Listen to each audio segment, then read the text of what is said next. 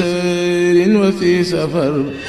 هماني هلا ماهن ما الأبس والسفر صلاة الذي في كل سير وفي ظفر هماني هلا ماهن ما الأبس والسفر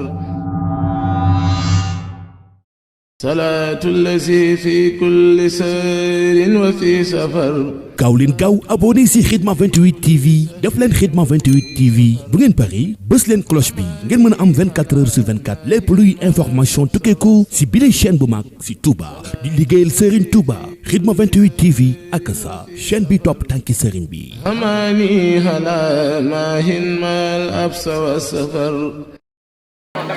Cheikh Kende ñu ngi lay siyaare di la nuyu ci micro Khidma 28 di wax nga nuyoo bu ko defee ñu soog a dugg ak yow ci waxtaan wi incha allah. incha allah waaw. asalaamaaleykum wa rahmatulah ñoo ngi leen di ziar bu wér-wér di leen jaajëfal bu wér di sant ci màggalu sëñ Omar gi nga xam ne sëriñ Omar moo ko wootaloon boppam moo ne bu ñu tëbaskee ba pare mu am ñeenti fan na ngeen mu woo ab taalibe ak mbokk fu mu ne ñu santale ko xéewali ko yàlla jaarale sëñ Touba ci ak dundam la ko wootee waaw. kon Cheikh Kende boo ñu doon xamleel jëmmi góor yàlla gu baax googu di sëñ Omar te woote bis bu màgg bu toll nii lan nga ñu mën a wax ci moom ci lu gàtt rek ci li nga xam ne teewlu nga ko ci sam xel. waaw sëñ Omar dafa nekkoon góor yàlla boo xam ne dafa àggoon fu ñëpp àgg jàng xeeti xam-xam yëpp ba tudd boppam Salma Sita ba ndoroon da wari ji aw yoonam ci leen ko boole ak sëñ Touba defal ko li mu defal góor yàlla yëpp waaw. bis bi ngeen woote ko muy bis boo xam ne bis bu tedd la mbooloo mi wuy si leen ñu fekk leen ci barab boo xam ne da ngeen def ay bernde di ko séddale te amoo leen ci xeej ak seen loolu ñu ci mën a indil. waaw daayira bi nga gis nii mooy Ahlul Xidma Kennal sëñ Omar waaw ci ndigalu suñu jawwari muy Abdou Ngabou mi nga xam ne moo yilif daayira Kennal bépp ndax axlu berne bii pour gani sëñ Omar yi moo ko tax a jug di ci sàkku ngërëmal sëñ Omar ñii nga gis ñëpp waa Kennal lañu ay gone yu ndaw lañ am pas-pas ñii ay ñaar fukki junni lañuy teg ñii ay fanweeri junni lañuy teg ngir seen liggéey mam mi dem ca kaw waaw ñoo ngi sant nag Abdou Ngabou bu baax a baax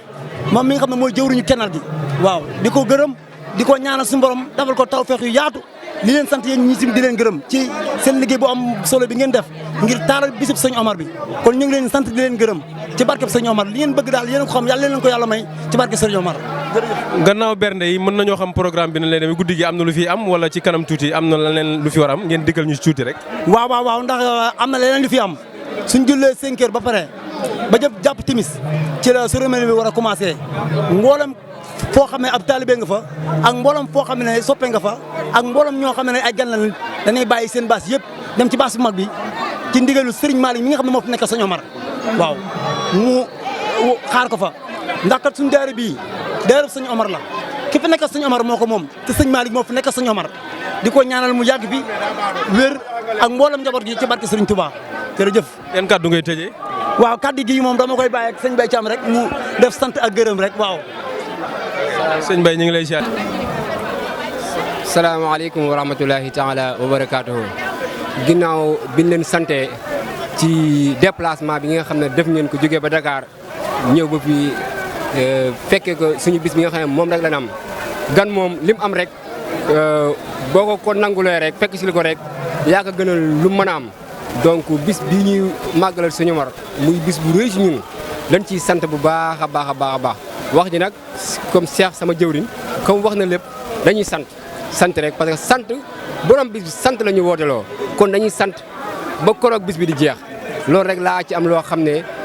mooy kàddu yi nga xam ne moom laa ci doon sas ñu leen di sant nag di sant Baye Abib bi nga xam ne moom ngeen fi àndal bu déplacement bi bu demee ba ñëw fii ci moom ñaan lépp loo xam ne rek ñu ngi koy wut di ko sàkku ci borom bis bi suñu borom boole ñoo ko ñun ñëpp barke Sëñ Omar ñu ngi leen di sant bu baax a baax a baax jërë ngeen jëf jërëjëf c'est bon. salaatu allazi fi kulli sayrin wa fi safar هماني هلا ماهن ما الأبس والسفر صلاة الذي في كل سير وفي ظفر